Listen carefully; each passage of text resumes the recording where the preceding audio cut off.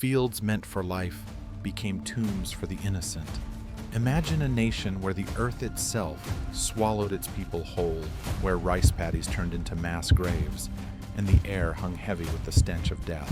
What if a single man's twisted vision of utopia led to the slaughter of millions, erasing a quarter of a country's soul in just 4 years? Today, I bring you the chilling tale of Cambodia's killing fields and Pol Pot's reign of terror, a story of genocidal madness that exposes humanity's darkest depths. This isn't just ancient history, it's a horrific chapter from the 1970s, when the Khmer Rouge, under the iron fist of Pol Pot, seized Cambodia and unleashed a nightmare of torture, starvation, and execution. They targeted anyone who dared think differently, intellectuals, teachers, even those wearing glasses, in a brutal quest to reset society to year zero. The killing fields, those infamous sites like Cho Ung Ek, became synonyms for unspeakable atrocity, where victims were bludgeoned to death to save bullets, their bodies dumped into pits that still yield bones today. But why did this happen? Was Pol Pot a monster from birth, or did the chaos of war forge him? And amid the horror, how did survivors cling to hope?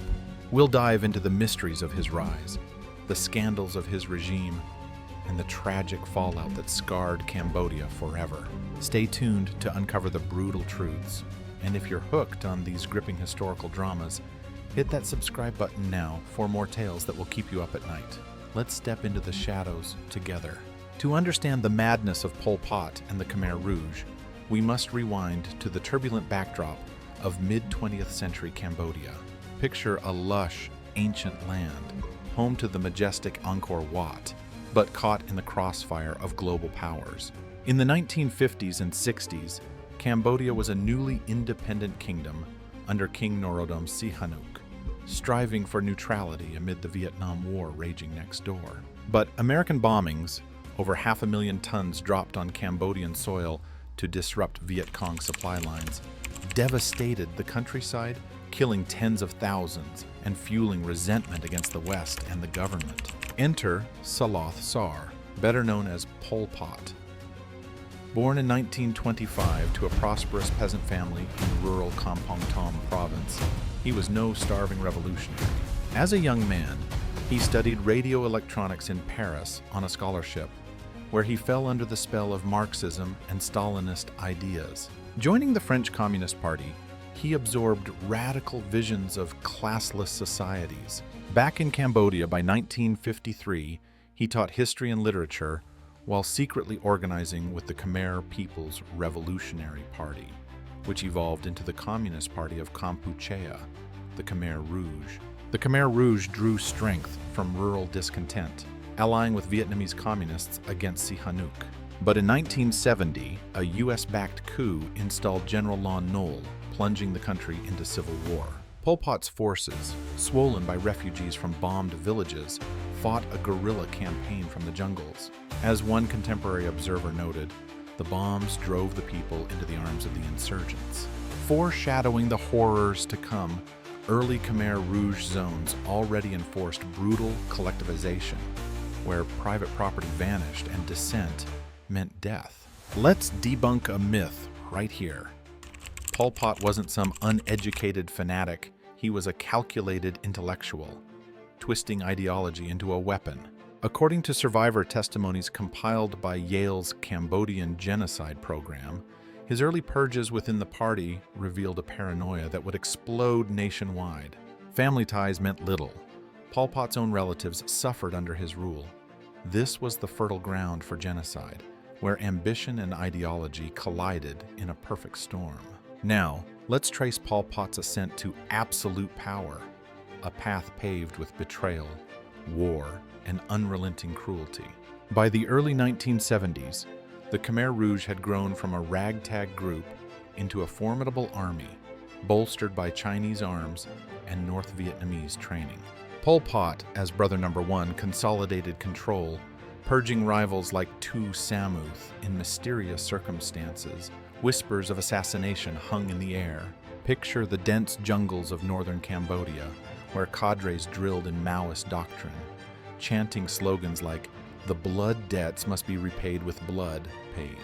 The turning point came in 1975. As American support for Lon Nol crumbled, Khmer Rouge forces encircled Phnom Penh. On April 17th, they marched in as liberators, but jubilation turned to terror. Within hours, soldiers ordered the evacuation of the city. 2 million people forced out at gunpoint, hospitals emptied, the sick dragged on stretchers. "It's only for 3 days," they lied, as families trudged into the unknown, the air thick with confusion and fear. This was the start of Year Zero, Pol Pot's radical reset to agrarian communism. What followed was a whirlwind of horror. Cambodia, renamed Democratic Kampuchea, became a vast labor camp. Urban dwellers, labeled New People, were herded to collectives, toiling 12-hour days in rice fields under scorching sun, surviving on watery gruel. The regime abolished money, schools, religion. Monks were defrocked, temples razed. Children were separated from parents, indoctrinated in youth brigades. Sensory details paint the nightmare: the constant blare of propaganda speakers, the metallic tang of blood from public executions, the gnawing hunger that claimed hundreds daily. Pol Pot's paranoia fueled internal scandals. He obsessed over enemies with Khmer bodies but Vietnamese minds, launching purges that devoured his own ranks. The Eastern Zone Rebellion in 1978 saw thousands slaughtered in factional infighting. Why did this happen? Ambition clashed with ideology. Pol Pot's fear of Vietnamese influence led to border skirmishes, provoking invasion. Impacts rippled. Agricultural mismanagement caused famines, while targeting professionals, doctors, engineers, crippled the nation. Picture this for your screen: grainy footage of emaciated workers, maps showing evacuation routes, haunting photos from S-21. And if these stories grip you, consider supporting my Patreon for exclusive deep dives. Link in the description. As primary sources reveal, Pol Pot's speeches harped on self-reliance. "We will be the masters of our own fate," he declared in a 1977 address broadcast to justify the isolation that starved his people. Yet this rise was a descent into abyss, setting the stage for mass murder. At the heart of this nightmare pulses the raw horror of the killing fields and S-21, where Pol Pot's genocidal vision reached its bloody zenith. Let's slow down and confront the unthinkable. Over 20,000 execution sites dotted Cambodia, but Khoi Ung Ek, just outside Phnom Penh, epitomizes the terror. Victims trucked in at night, knelt blindfolded by pits. Executioners, often teenagers hardened by the regime, used axes, hoes, or bamboo sticks. Bullets were too precious. Babies were smashed against trees to prevent future revenge. The ground literally shook with muffled cries. As one survivor recounted, the screams echoed through the night, then silence, broken only by the thud of bodies. S-21, the former Tuol Sleng High School turned torture chamber, was the regime's interrogation hub, run by Comrade Duch. Here, 17,000 prisoners, men, women, children, endured unimaginable pain. Electric shocks, waterboarding, fingernails ripped out. Confessions were forced, fabricating vast spy networks. Only 7 survived. As prison records show, meticulous photos captured victims' haunted eyes before execution. One detainee's forced admission: "I am a CIA agent," scrawled in bloodied script, though most were innocent cadres or intellectuals. The tragedy peaked in 1978 to 79 as purges intensified. Pol Pot's attacks on Vietnam backfired. Vietnamese forces invaded in December 1978, capturing Phnom Penh by January 7, 1979. The Khmer Rouge fled to the jungles, but the damage was done. 1.7 to 2 million dead from execution, starvation, disease. Was it poison or fate? No conspiracies here. Evidence from mass graves debunks denials. Medical speculations point to overwork and malnutrition causing widespread illnesses, but torture was deliberate. Emotionally, the impact crushes. families torn apart, a generation orphaned. Pol Pot evaded justice until his death in 1998, under house arrest by his own splinter group, reportedly from heart failure. No dramatic end, just quiet oblivion. Witnesses noted his final words, "Everything I did for my country," a chilling delusion. This climax wasn't just death, it was the erasure of humanity itself.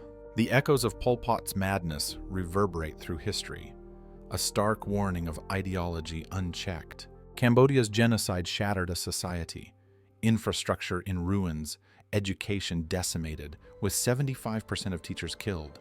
Politically, it birthed the People's Republic of Kampuchea under Vietnamese influence, sparking a decade-long civil war. Today, the extraordinary chambers in the courts of Cambodia have convicted leaders like Duch and Nguyen Chea, affirming genocide against Cham Muslims and Vietnamese minorities. Justice delayed, but delivered. Modern Views. Hollywood's The Killing Fields captures the horror through journalist Sidney Schonberg's lens, but it romanticizes some escapes. Reality was grimmer, with fewer happy endings. Books like Lao Ngung's First They Killed My Father offer raw survivor insights, debunking myths that the Khmer Rouge were mere peasants' rebels.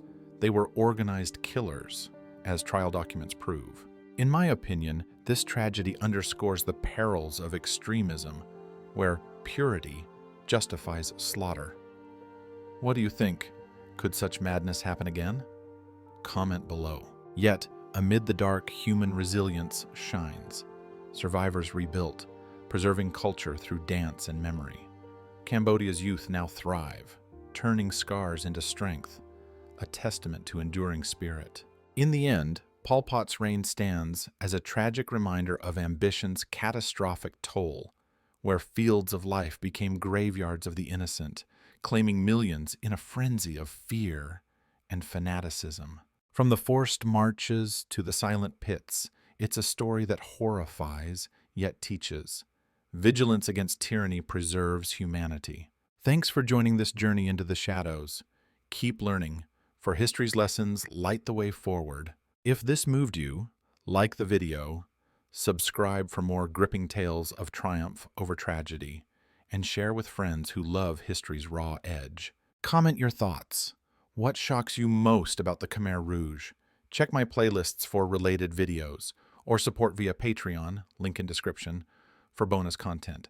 Next up, the fall of the Romanovs, another royal tragedy unpacked. Until then, stay curious.